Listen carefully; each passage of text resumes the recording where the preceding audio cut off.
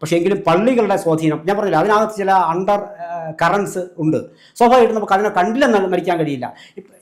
ഏറ്റവും കൂടുതൽ പിന്നെ സഭ എപ്പോഴും നോക്കുന്ന ഒരു ബാർഗനിങ് കപ്പാസിറ്റി ഉള്ള ആൾക്കാരെ സ്വാധീനിച്ച പിന്താങ്ങിയ ഒരു അവസ്ഥയാണ് കേരളത്തിലും എപ്പോഴും സഭയ്ക്കുള്ളത്. ഇവിടെയും സ്വാഭാവികമായിട്ടും ഈ UDF വികാരം എന്നുള്ളതിലുപരി ഈ മാണിയുടെ പുത്രൻ എന്നുള്ള വികാരം ഒരു പക്ഷേ കളിക്കലും തള്ളിലും കാണാൻ കഴിയൂ.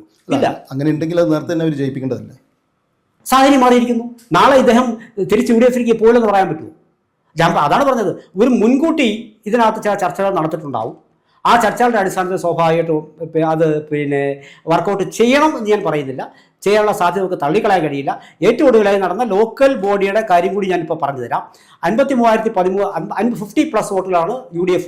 എപ്പോഴും ഈ പാലെന്ന് പറയുന്നത് എപ്പോഴും UDFിനോട് ചേർന്ന മണ്ഡലം ഇല്ല നമ്മൾ പറയുന്നില്ല, പക്ഷേ അത് വല്ലപ്പോഴുള്ള സാഹചര്യങ്ങൾ മാറാനുള്ള സാധ്യതയുള്ളൂ. അതിനകത്ത് പിന്നെ പാലയിൽ 53 പിടിക്കുമ്പോൾ LDF 54,831 വോട്ടുകളാണ് പിടിച്ചിരിക്കുന്നത്.